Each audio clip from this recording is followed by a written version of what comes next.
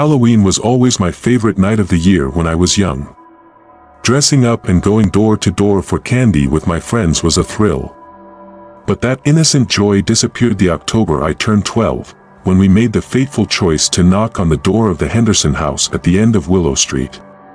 What happened next became a matter of life or death. October 2009, after a year's wait, it was finally Halloween night and I couldn't wait to go trick-or-treating with my friends. We had our costumes all picked out. I was going as a zombie, Tom was going as a vampire, and Jenny was dressing up as a witch. As soon as it got dark, we hit the streets, bags open wide to collect as much candy as possible. The neighborhood looked so spooky with fake spiderwebs, jack-o'-lanterns, and homemade gravestones decorating all the yards. As we went house to house, shadows seemed to jump out at us from every corner. After about an hour, our bags were getting heavy, but we wanted to hit a few more houses on the next street over.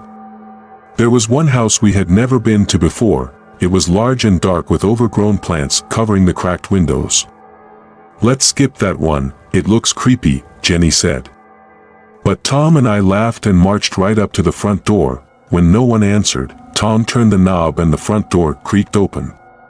"Trick or treat," we yelled into the dark foyer. No response. Against Jenny's warnings, Tom and I ventured inside. "Hello. Candy, please." Our voices echoed in the empty rooms. Cobwebs draped across the furniture and dust covered the floor. Then we heard a loud slam. The front door had closed behind us. Jenny tugged on the door, but it wouldn't budge. Now we were locked inside this creepy old house. We started looking for another way out when we heard footsteps upstairs. I froze. "What was that?" Tom whispered. The muffled footsteps grew louder. Jenny screamed and we turned to run. Standing right behind us at the bottom of the stairs was a hideous creature wearing a tattered suit. Its eyes were hollow, its flesh rotting. The zombie-like being lunged towards us, arms outstretched. We barely had time to run down the hall and into a room, slamming the door shut behind us. It banged on the door, snarling and moaning. Looking around, we realized we were in the kitchen. Jenny grabbed some knives for protection. Then, we heard the back door creak open. Have we just trapped ourselves further? Holding our breath, we huddled together, knives pointed towards the door as it slowly swung open. As the back door creaked open, we prepared ourselves for the worst. Suddenly, a beam of light cut through the darkness.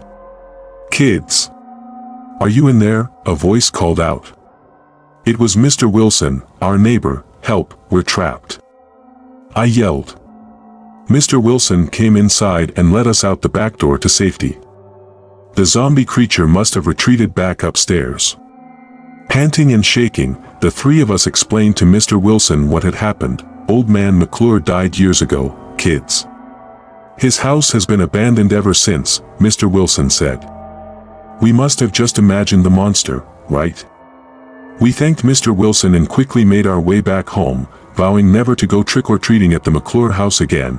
Though we returned home safely, I couldn't help but feel uneasy and glance over my shoulder. As we walked under the glow of the street lamps, I could have sworn I saw a shape dart across the road behind us. When I turned back, there was nothing there, or so I thought. Thank you for watching. If you like true scary stories, kindly subscribe to my channel and stay tuned.